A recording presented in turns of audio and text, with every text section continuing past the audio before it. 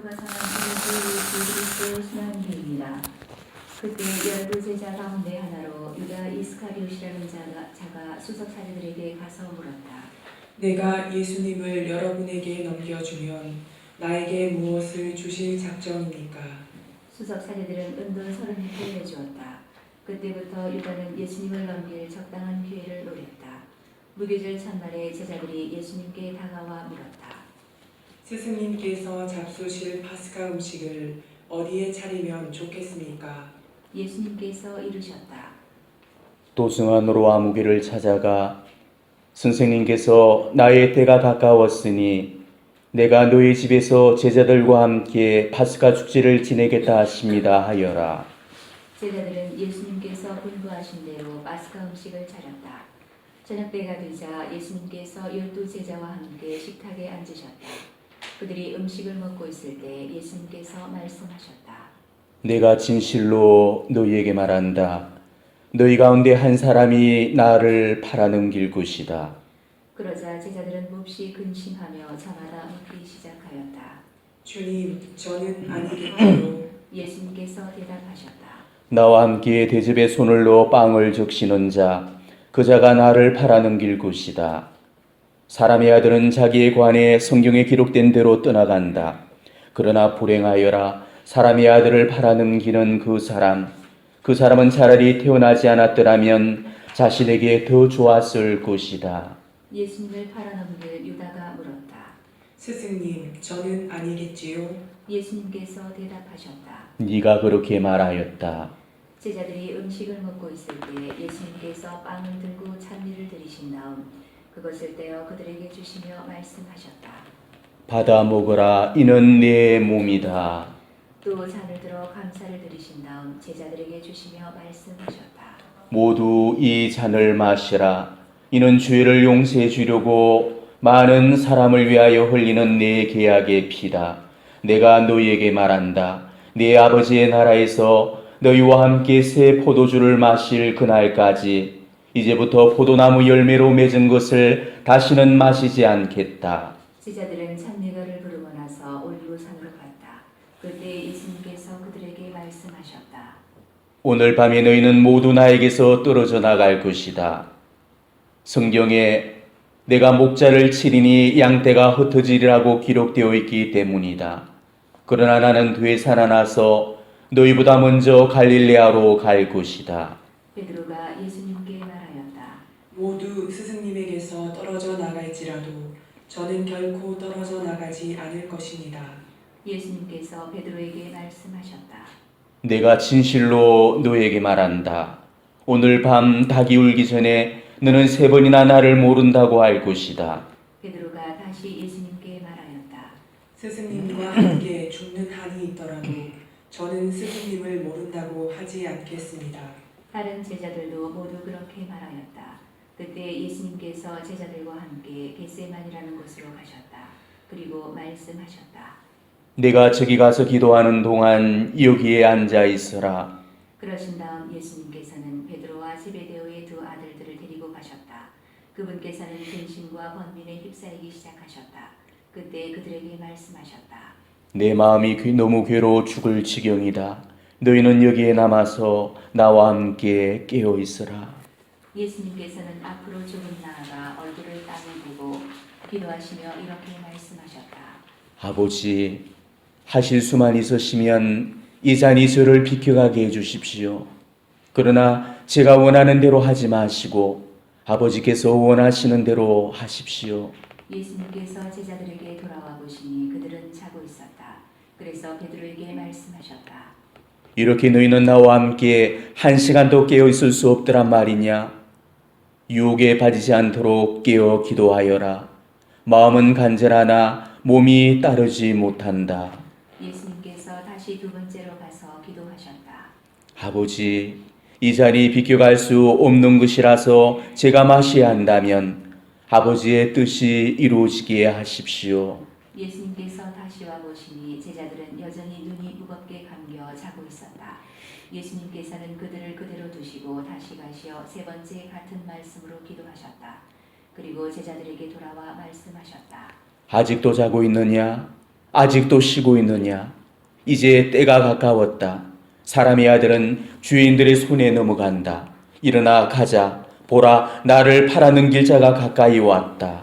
예수님께서 아직 말씀하고 계실 때 바로 12제자 가운데 하나인 유다가 왔다. 그와 함께 수석 사제들과 백성의 원로들이 보낸 큰 무리도 칼과 몽둥이를 들고 왔다. 그분을 팔아넘길 자는 내가 입맞추는 이가 바로 그 사람이니 그를 붙잡으시오 하고 그들에게 미리 신호를 일러 두었다. 그는 곧바로 예수님께 다가가 말하였다. 스승님, 안녕하십니까? 그리고 예수님께 입을 맞추었다. 예수님께서 말씀하셨다. 친구야, 네가 하러 온 일을 하여라. 그때 무리가 다가와 예수님께 손을 대어 그분을 붙잡았다. 그러자 예수님과 함께 있던 이들 가운데 한 사람이 칼을 빼어들고 대사제 종을 쳐서 그의 귀를 잘라버렸다. 그때 예수님께서 그에게 이르셨다. 칼을 칼집에 도로 꽂아라. 칼을 잡는 자 모두 칼로 망한다. 나는 내가 내 아버지께 청할 수 없다고 생각하느냐? 청하기만 하면 당장에 12군단이 넘는 천사들을 내 곁에 세워주실 것이다. 그러면 일이 이렇게 되어야 한다는 성경 말씀이 어떻게 이루어지겠느냐? 그때 예수님께서는 그 무리에게도 이렇게 이르셨다. 너희는 강도라도 잡을 듯이 칼과 몽둥이를 들고 나를 잡으러 나왔다는 말이냐? 내가 날마다 성전에 앉아 가르쳤지만 너희는 나를 붙잡지 않았다. 예언자들이 기록한 성경 말씀이 이루어지려고 이 모든 일이 일어난 것이다. 그때 제자들은 모두 예수님을 버리고 달아났다. 무리가 예수님을 붙잡아 가야파 대사제에게 끌고 갔다. 그곳에는 율법학자들과 원로들이 모여 있었다. 베드로는 멀찍이 떨어져 예수님을 뒤따라 대사제의 곁에까지 가서 결말을 보려고 안뜰로 들어가 시종들과 앉았다. 수석 사제들과 온 최고 의회는 예수님을 사형에 처하려고 그분에 대한 거짓 증언을 찾았다. 거짓 증언들이 많이 나섰지만 하나도 찾아내지 못하였다. 마침내 두 사람이 나서서 말하였다. 이자가 나는 하느님의 성전을 허물고 사흘 안에 다시 세울 수 있다고 말하였습니다. 대사제가 일어나 예수님께 물었다. 당신은 아무런 대답도 하지 않소. 이자들이 당신에게 불리한 증언을 하는데 어찌 된 일이오? 예수님께서는 입을 다물고 계셨다. 대사제가 말하였다. 내가 명령하오. 살아계신 하느님 앞에서 맹세를 하고 당신이 하느님의 아들 메시아인지 밝히시오. 예수님께서 대사제에게 말씀하셨다. 네가 그렇게 말하였다. 나는 너희에게 말한다. 이제부터 너희는 사람의 아들이 전능하신 분의 오른쪽에 앉아 있는 곳과 하늘의 구름을 타고 오는 것을 볼 것이다. 그때 대사제가 자기 겉옷을 찢고 이렇게 말하였다. 이자가 하느님을 모독하였습니다. 이제 우리에게 무슨 증인이 더 필요합니까? 방금 여러분은 하느님을 모독하는 말을 들었습니다. 여러분의 의견은 어떻습니까? 무리가 대답하였다. 그 자는 죽을 죄를 지었습니다. 그때 무리는 예수님의 얼굴에 침을 뱉고 그분을 주먹으로 쳤다. 더러는 손찌검을 하면서 말하였다. 메시아야, 알아맞혀 보아라. 너를 친 사람이 누구냐? 베드로는 안뜰 바깥쪽에 앉아 있었는데 하녀 하나가 그에게 다가와 말하였다. 당신도 저 갈릴레아 사람 예수와 함께 있었지요? 베드로는 모든 사람 앞에서 부인하였다. 나는 당신이 무슨 말을 하는지 모르겠소. 베드로가 대문께로 나가자 다른 하녀가 그를 보고 거기에 있는 이들에게 말하였다. 이인은 나자렛 사람 예수와 함께 있었어요. 베드로는 맹세까지 하면서 다시 부인하였다. 나는 그 사람을 알지 못하오. 조금 뒤에 거기 서 있던 이들이 베드로에게 다가와 말하였다. 당신도 그들과 한패임이 틀림없소. 당신의 말씨를 들으니 분명하오. 그때 베드로는 거짓이면 천벌을 받겠다고 맹세하기 시작하며 말하였다. 나는 그 사람을 알지 못하오. 곧 닭이 울었다. 베드로는 닭이 울기 전에 너는 3번이나 나를 모른다고 할 것이다 하신 예수님의 말씀이 생각나서 밖으로 나가 슬피 울었다. 아침이 되자 모든 수석 사제들과 백성의 원로들은 예수님을 사형에 처하기로 결의한 끝에 그를 결박하여 끌고 가서 빌라도 총독에게 넘겼다. 그때 예수님을 팔아넘긴 유다는 그분께서 사형 선고를 받으신 것을 보고 뉘우치고서는 그 은돈 30잎을 수석 사제들과 원로들에게 돌려주면서 말하였다. 죄 없는 분을 팔아넘겨 죽게 만들었으니 나는 죄를 지었소. 수석 사제들과 원로들은 말하였다. 우리와 무슨 상관이냐 그것은 내 일이다. 유다는 그 은돈을 성전 안에다 내던지고 물러가서 목을 매달아 죽었다. 수석 사제들은 그 은돈을 거두면서 말하였다. 이것은 핏값이니 성전 금고에 넣어서는 안 되겠소. 수석 사제들은 은둔한 끝에 그 돈으로 온 기장의 밭을 사서 이방인들의 묘지로 쓰기로 하였다. 그래서 그 밭은 오늘날까지 피밭이라고 불린다. 그리하여 예레미야 예언자를 통하여 하신 말씀이 이루어졌다. 그들은 은돈 30립 값어치가 매겨진 이의 몸값 이스라엘 자손들이 값어치를 매긴 사람의 몸값을 받아 주님께서 나에게 분부하신 대로 온 기장의 밭값으로 내놓았다. 예수님께서 총독 앞에 서셨다. 총독이 물었다. 당신이 유다인들의 임금이요. 예수님께서 대답하셨다. 네가 그렇게 말하고 있다. 그러나 수석 사제들과 원로들이 당신을 고소하는 말에는 아무 대답도 하지 않으셨다. 그때 빌라도가 예수님께 물었다. 저들이 갖가지로 당신에게 불리한 증언을 하는데 들리지 않소? 예수님께서는 어떠한 고소의 말에도 대답을 하지 않으셨다. 그래서 총독은 매우 이상하게 여겼다. 축제 때마다 군중이 원하는 죄수 하나를 총독이 풀어주는 관례가 있었다. 마침 그때 예수 바라바라는 이름난 죄수가 있었다. 사람들이 모여들자 빌라도가 그들에게 물었다. 내가 누구를 풀어주기를 원하오? 예수 바라바요 아니면 메시아라고 하는 예수요? 빌라도는 사람들이 예수님을 시기하여 자기에게 넘겼음을 알고 있었던 것이다. 빌라도가 재판석에 앉아 있는데 그의 아내가 사람을 보내어 말하였다. 당신은 그 의인의 일에 관여하지 마세요. 지난밤 꿈에 내가 그 사람 때문에 큰 괴로움을 당했어요. 그동안 수석 사제들과 원로들은 군중을 거슬러 바라바를 풀어주도록 요청하고 예수님을 없애버리자고 하였다. 총독이 물었다. 두 사람 가운데에서 누구를 풀어주기를 바라는 것이요? 군중이 대답하였다. 바라바요. 빌라도가 그들에게 물었다. 그러면 메시아라고 하는 이 예수는 어떻게 하라는 말이요? 군중이 모두 외쳤다. 십자가에 못 박으시오. 빌라도가 다시 물었다. 도대체 그가 무슨 나쁜 짓을 하였다는 말이요? 군중은 더욱 큰 소리로 외쳤다. 십자가에 못 박으시오. 빌라도는 더 이상 어찌할 수가 없을 뿐만 아니라 오히려 폭동이 일어나려는 것을 보고 물을 받아 군중 앞에서 손을 씻으며 말하였다. 나는 이 사람의 피에 책임이 없소. 이것은 여러분의 일이요. 온 백성이 대답하였다. 그 사람의 피에 대한 책임은 우리와 우리 자손들이 질 것이오. 빌라도는 바라바를 불어주고 예수님을 채찍질하게 한 다음 십자가에 못 박으라고 넘겨주었다. 그때 총독의 군사들이 예수님을 총독 관저로 데리고 가서 그분 둘레에 온 부대를 집합시킨 다음 그분의 옷을 벗기고 진홍색 외투를 입혔다.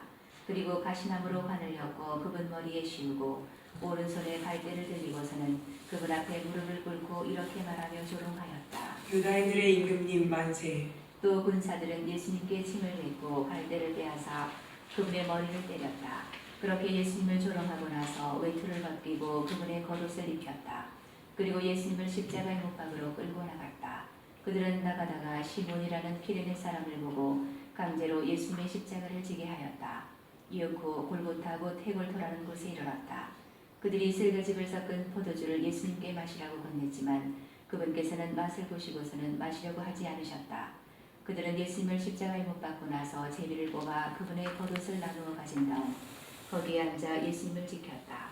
그들은 또 그분의 머리 위에 죄명을 붙여놓았다. 거기에는 이자는 유다인들의 임금 예수다 라고 쓰여 있었다. 그때 강도 두 사람도 예수님과 함께 십자가에 못 박혔는데 하나는 오른쪽에 하나는 왼쪽에 못 박혔다. 지나가던 자들이 머리를 흔들어대며 예수님을 모독하면서 말하였다. 성전을 허물고 사흘 안에 다시 짓겠다는 자야, 너 자신이나 구해보아라. 내가 하느님의 아들이라면 십자가에서 내려와 보아라. 수석 사제들도 이런 식으로 율법학자들과 원로들과 함께 조롱하며 말하였다. 다른 이들은 구원하였으면서 자신은 구원하지 못하는군. 이스라엘의 임금님이시면 지금 십자가에서 내려와 보시지. 그러면 우리가 믿을 터인데 하느님을 신뢰한다고 하니 하느님께서 저자가 마음에 드시면 지금 구해내 보시라지. 나는 하느님의 아들이다 하였으니 말이야. 예수님과 함께 십자가에 못 박힌 강도들도 마찬가지로 그분께 비아냥거렸다. 낮 12시부터 어둠이 온 땅에 덮여 오후 3시까지 계속되었다. 오후 3시쯤에 예수님께서 큰 소리로 부르짖으셨다. 엘리 엘리 레마 사박타니. 이는 저의 하느님 어찌하여 저를 버리셨습니까? 라는 뜻이다. 그곳에 서 있던 자들 가운데 몇이 이 말씀을 듣고 말하였다. 이자가 엘리야를 부르매 그러자 그들 가운데 한 사람이 곧 달려가서 그네를 고자와 신포도주에 듬뿍 적신 다음 갈대에 꽂아 예수님께 마시게 하였다. 그러나 다른 사람들은 말하였다. 가만 엘리야가 와서 그를 구해주나 봅시다. 예수님께서는 다시 큰 소리로 외치시고 나서 숨을 거두셨다.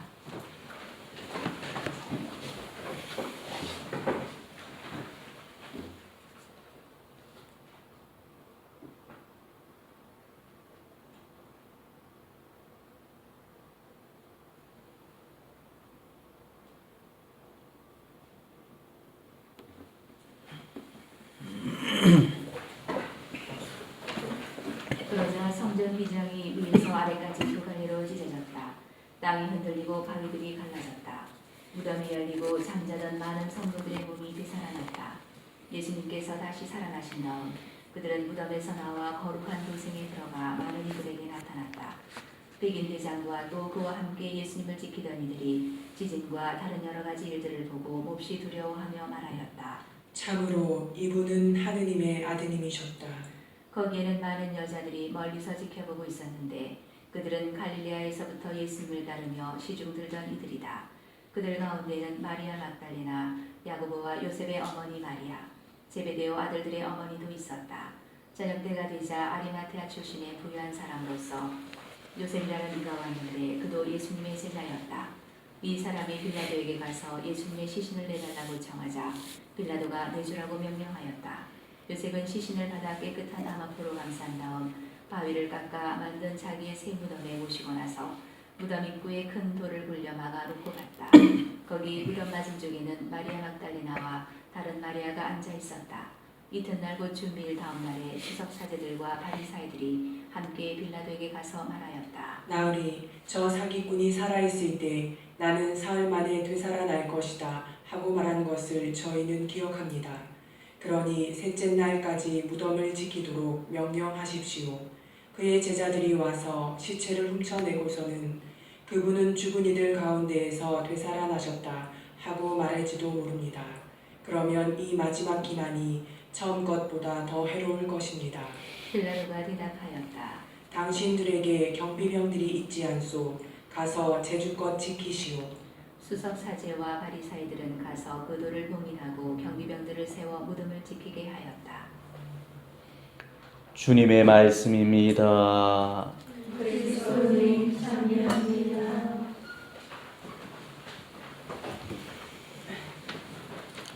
그래, 우리가 1년에 2번 입체 복음을 낭독을 하지요. 오늘 순환성지주일과 성금요일 때 교회가 특별하게 모든 회중과 더불어서 사제가 읽는 이 복음을 회중들에게도 같이 그 고난을 나누는 이유가 뭐겠어요? 보다 더 생생하게 그 십자가의 그 현장 안에서 일어나는 그런 이야기들을 우리의 이야기로서 보다 더 생생하게 알아들으라는 그런 의미에서 이 입체복음을 우리가 서로 공유를 하게 되는 거예요. 제가 여기서 계속 해마다 입체복음을 읽으면서 근데 올해는 너무 순둥이 수녀님이 올라오셔가지고 입체복음을 이렇게 다른 어떤 배역들을 소화를 하셨는데 그러다 보니까 리얼하게 들리지를 않아. 그리고 또 해마다 십자가에 못 박아라는 군중의 그런 외침 자체도 너무 나근하고 십자가에 못 박여주셔요. 제발이에요. 이렇게 이제 부탁 애원하는 쪽으로 이렇게 또 심파극처럼 이렇게 들리는 거예요. 사실은 우리가 이 입체 복음을 읽으시면서 우리는 여러 가지 유형들의 그런 어떤 심리를 그 안에서 보셔야 돼요. 왜냐하면 이 사실은 죄와 두려움 앞에서 우리 인간이 맞닥뜨리게 되는 인간 심리와 그 유형들을 사실은 입체 복음 이 속에 지금 다 들어가 있거든. 이 속에는 배반자도 있었죠, 부인자도 있었죠, 도망자도 있었고, 또 주동자도 있었고, 공모자도 있었고, 방관자도 있었고, 또 거기에 반해서 정말 예수님과 함께 그 십자가의 여정을 올랐던 십자가의 벗들과 십자가의 증인들도 있었고, 그리고 마지막에는 그 십자가와 온전히 일치했던 바로 그분의 어머니이신 성모님도 계셨어요. 우리는 바로 그런 여러 유형들 앞에서 과연 진짜로 내 모습을 거기서 발견하셔야 돼. 왜냐하면 오늘 이 이야기는 지금 종말론적인 시대를 살아가는 우리 시대에 우리의 한 인간 면면의 단면이 되어질 수 있거든. 우리도 언젠가는 이 교회로 이제 이 세상적인 그런 박해가 지금 서서히 도래가 되고 있죠. 이제 대환란의 시기가 머지 않았습니다. 그 대환란의 시기에 우리 교회는 엄청난 그런 박해를 받아야 되거든. 그런 박해의 순간이 다가올 때 과연 나는 어느 유형에 소속되는지를 우리가 끊임없이 성찰을 하셔야 돼. 교회가 박해의 시기를 만날 때 언제나 순교자만 있었던 건 아니죠. 물론 순교자도 있었지만은 그 순교자보다는 배교자들이 훨씬 더 많았죠. 그리고 실제로는 또 예수님을 부인하고 배반하고 도망했던 사람들, 그리고 또 예수님의 죽음에 실제적으로 공모하고 가담했던 그런 또 주동했던 사람들까지 여러 유행들을 우리가 볼 수 있어요. 우리도 어쩌면은 지금 신실하게 하나님을 믿고 있다고 얘기는 하지만은 정말 막다른 그런 골목에 섰을 때 내 하나의 그런 어떤 목숨을 지켜내기 위해서 충분히 우리도 예수님을 팔아넘길 수가 있고, 우리도 예수님을 배반할 수 있고, 우리도 예수님께 십자가를 못 박아라는 그런 군중의 외침 소리를 내어줄 수가 있다는 거죠. 그래서 이런 것들이 정말 내 삶 안에서 현실적으로 앞으로 일어날 수 있는 그런 일이라는 사실을 여러분이 정말 깨닫고, 과연 이 일주일간의 여정 안에서 나는 과연 어떠한 그런 모습의 그런 사람으로서 예수님 앞에 서야 될지, 그거를 끊임없이 자기 자신에게 좀 물어보시고 또 성찰을 하셨으면 좋겠어요. 오늘부터 우리는 이제 주님의 생에서 제일 거룩한 그런 한 주간을 우리가 계속 보내게 됩니다. 우리가 이 한 주간을 이끌어서 성주간이라고 부르죠. 거룩한 주간이라는 뜻입니다.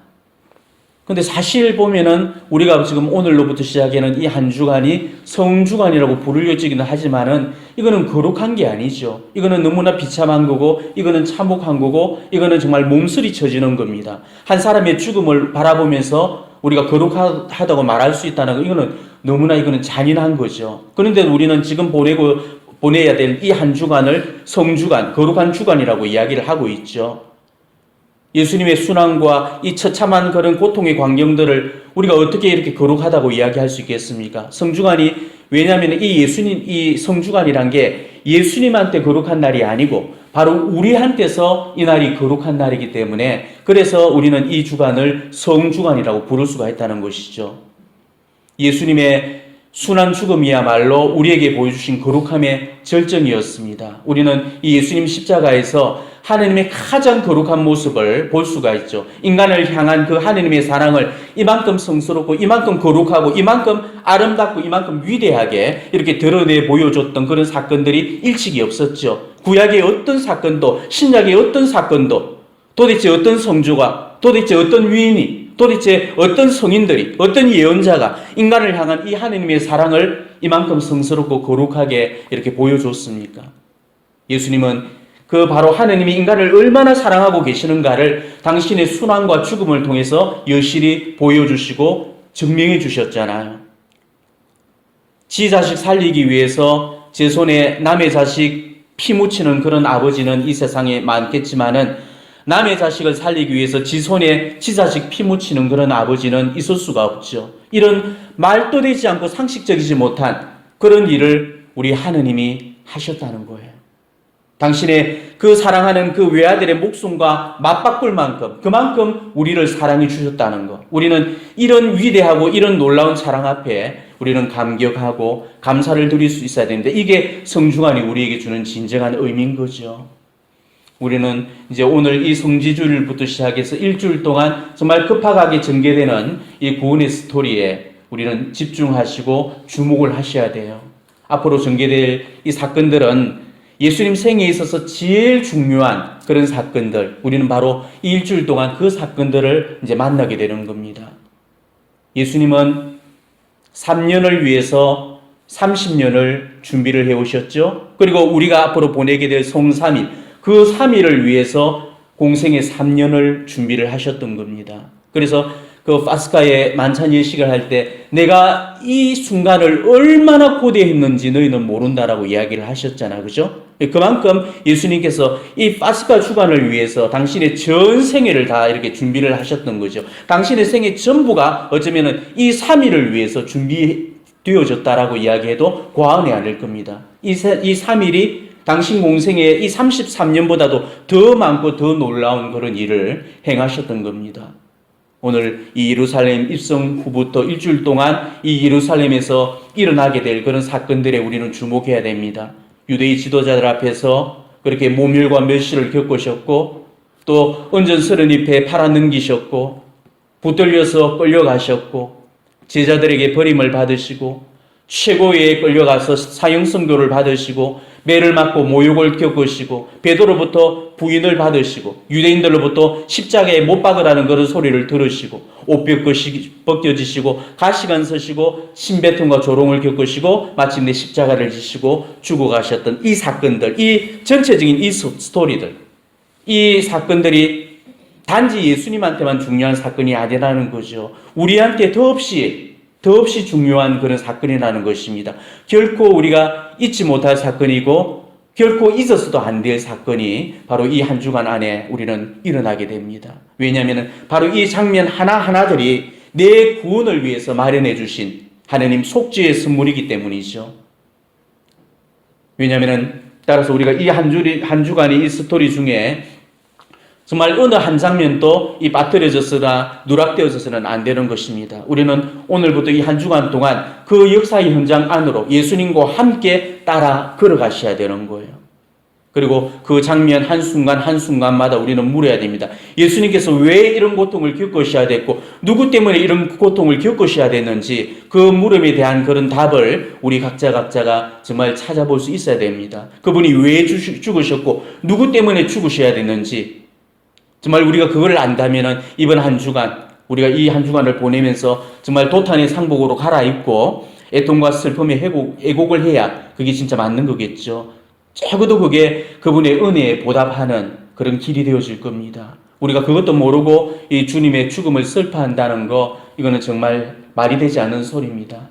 저 착한 분이, 정말 저 유순한 분이 무슨 까닭으로 십자가를 지셔야만 됐고, 이토록 처절하고 끔찍한 그런 고통과 순환의 그런 십자가의 길을 이렇게 걸어가셨는가? 그거를 우리가 모른다면은 그게 바로 우리한테서 배운 망덕이고, 그게 모독이고, 그게 불법이고, 그게 불경이고, 그게 독성인 거죠. 우리는 예수님이 왜 죽으셨나고 이렇게 질문을 받게 되면 한결같이 인간을 구하기 위해서라고 이야기하죠. 맞습니다. 하느님은 인간을 구원하기 위해서, 인류 구원을 위해서 죽으신 거죠. 그런데 이 말이 정말 사무치도록 실감나도록 내 가슴 안에 와닿아야 되는데 우리는 사실 그러지가 못하죠. 예수님이 인류 구원을 위해서 돌아가신 것은 맞지만은 예수님의 죽음이 나하고는 전혀 무관한 그런 사건으로만 우리가 생각을 해버립니다. 2000년 전에 이미 끝나버린 사건으로, 저 노랑머리 그 푸른 눈을 가진 나라에서 일어난 그런 사건으로만 우리가 생각을 해버리죠. 그런 사람들은 절대 이 구원의 신비를 이해할 수가 없는 거죠. 이 미사성질을 이해할 수가 없는 겁니다. 예수님의 그 순환과 죽음을 나하고 전혀 무관하다고 생각하는 그런 사람이 과연 어떻게 이 미사의 이 신비를 제대로 이해해 볼 수가 있겠어요? 자, 골고타의 희생 제의하고 우리가 지금 매일 봉헌하는 이 미사 성제의 이 차이는 단지 피 흘림의 그 희생 제의냐 아니면 피 흘림 없는 무혈의 그런 희생 제의냐 그 차이뿐인 거지, 똑같은 그런 그 제사를 재현하는 그런 기념제거든요. 근데 예수님의 죽음을 나하고 무관하게 생각해버리는 그런 사람이 이 신비를 어떻게 이해할 수가 있겠어요? 예수님이 우리 인류를 위해서 죽어주셨다는 거, 그리고 바로 그 인류 속에 내가 포함되어 있다는 그 사실을 우리가 잊은 채로 인류 구원을 위해서 죽어주셨다는 이 말을 그냥 단순하고 막연하고 추상적인 그런 개념으로만 우리가 이거를 이해해서는 안 된다는 거죠. 주님의 죽음은 절대 나와 무관하지 않습니다. 내 삶과 주님의 죽음은 절대 분리시킬 수가 없는 거죠. 주님은 나를 위해서 죽으신 거고 나 대신해서 죽어주신 거거든요. 그분의 죽음으로 말미암아서 내가 사라진 거죠. 이렇게 거룩한 교환의 신비가 이루어진 겁니다. 예수님의 그 치르셨던 그 고통은 원래는 예수님 것이 아니었죠. 원래는 그거는 내 거고 내가 치러야 될 내 몫이었습니다. 내가 맞아야 될 매였고 내가 져야 될 그런 십자가였고 내가 써야 될 그런 가시관이었거든. 그렇지만은 내가 져야 될 그 죄의 짐을 그분이 네 대신으로 지셨다는 거죠. 그래서 예전에 제가 작년에도 아자젤의 염소 이야기를 해드렸죠. 바로 우리 죄를 대신해서 그 죄를 지고 광야로 내보내줬던 것입니다. 나 때문에 가시관 쓰신 거고 나 때문에 그래서 십자가에 피를 흘려서 돌아가시던 거죠. 지옥에 내 자리가 정해져 있던 죽어도 수천 수만 번은 더 죽었어야 될 나를 대신해서 그분이 죽어주셨다는 거예요. 그렇기 때문에 예수님의 죽음이 나하고 무관하다 이렇게 우리가 여기서는 안 됩니다. 예수님의 죽음과 또 나를 전혀 이렇게 연관시키지 못하고 무관하다고 이렇게 생각해 버린다면은 우리 주님은 지극히 슬퍼하시고 마음 아파하실 겁니다. 그리고 지금 이 십자가의 순환과 죽음이 단 한 번으로 끝나버렸던 그런 순환이고 죽음이라고 생각한다면은 그것도 우리가 크게 잘못 알고 있는 겁니다. 물론 예수님께서 바치셨던 그 제사는 유일해적인 그런 제사는 맞겠지요. 하지만은 지금도 계속 이 미사를 통해서 신비롭게 재현되고 영속화되어지고 있습니다. 그렇기 때문에 이 십자가의 그 사건은 이미 과거 2000년 전에 끝나버렸던 과거 완료형이 아니고 오늘 또 역시나 우리 시대에 여전히 되풀이되고 있는 현재 진행형의 사건이라는 거죠. 힉 눈크 바로 지금 바로 여기에서 일어나고 있는 바로 실제적인 사건이라는 것입니다. 때문에 우리는 이 미사를 기억한다라고 표현을 하지 않고 뭐라고 하죠? 기념한다라고 이야기를 하죠. 미사라는 것은 기억이 아니고 이거는 기념입니다. 그리스 말로 아남네시스, 기념이에요. 기념. 기억하고 기념은 다른 거죠. 과거의 사건을 머릿속에 떠올리는 거 그게 기억이고 기념이라는 것은 그 사건을 현재의 사건으로 재현해서 그거를 영속화시키는 거 이게 바로 기념이거든. 그래서 끊임없이 그 기념이라는 것은 그 과거의 사건을 현재 진행의 사건으로 끊임없이 살려내는 거죠. 죽었던 그 사건을 살아있는 사건으로 다시금 살려내는 거. 이게 아남네시스예요. 미사가 바로 이 기념제거든요. 이 아남네시스예요. 그러니까 골고타의 2000년 전의 그 희생제사와 똑같이 그 재현시키는 것 때문에 우리는 이 미사 때마다 이 골고타의 희생제를 되풀이하고 있는 겁니다. 그렇기 때문에 오늘 이 사제가 제2방에서 입당을 하는 바로 그 순간이 바로 예루살렘 그 입성을 상징하는 그런 성지주일에 해당이 되는 거죠. 우리가 따로 성지주일을 찾을 이유가 없는 겁니다. 매번의 미사에서 우리는 성지주일을 지금 만나고 있기 때문이죠. 그리고 따로 예수님의 순환고통을 구태여 이렇게 성주간 성삼일에 찾을 이유가 있죠. 없어요. 매번의 우리 미사에서 피 흘림의 그런 제사가 일어나고 있고 이 미사에서 예수님께서는 골고타 언덕을 향해 당신의 십자가를 지고 올라가 주시기 때문이죠. 오늘도 이 미사 성제를 통해서 이 주님의 순환과 고통이 되풀이되고 있습니다. 주님은 오늘도 나를 위해서 바로 이 미사에서 피를 흘려주시고 그 십자가의 고통을 받고 계신 겁니다. 내 죄를 대신해서 지금 이 순간도 그렇게 피를 흘려주시는 거죠. 자, 이렇게 따진다면은 우리가 정말 성중환을 제일 잘 보내는 방법은 뭐겠습니까?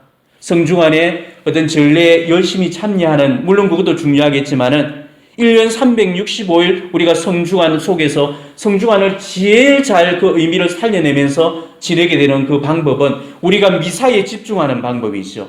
우리는 이 미사 성지 안에서 성중환의 모든 전례를 다 재현하게 되고 기념을 하게 되는 겁니다. 이 미사 안에서 주님 최후의 만찬이 이루어지게 되는 거고 이 사제직의 탄생을 기념하게 되는 거고 성십자가의 길을 올라가게 되는 거고 주님 순환 예식을 우리가 치르게 되고 부활까지 맞이하게 되는 거죠. 미사만큼 이 성중환을 완벽하게 살아낼 수 있는 그런 방법이 없는 거예요.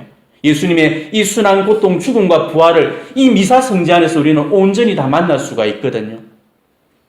이 성중환을 1년에 한 번 이렇게 돌아오는 이 사순절에 이 성중환 전례로만 재현하고 기념하는 것으로만 알고 있다면은 여러분이 그걸 잘못 알고 있는 것입니다. 매번의 미사 속에서 우리는 이 성중환은 1년 365일 반복이 되고 되풀이되고 있다는 그 사실 깨달으시기 바랍니다. 오늘도 우리는 이 당신의 몸과 피를 바쳐 들고 또 우리를 대신해서 죽어주시는 그 희생제를 이렇게 바치게 됩니다.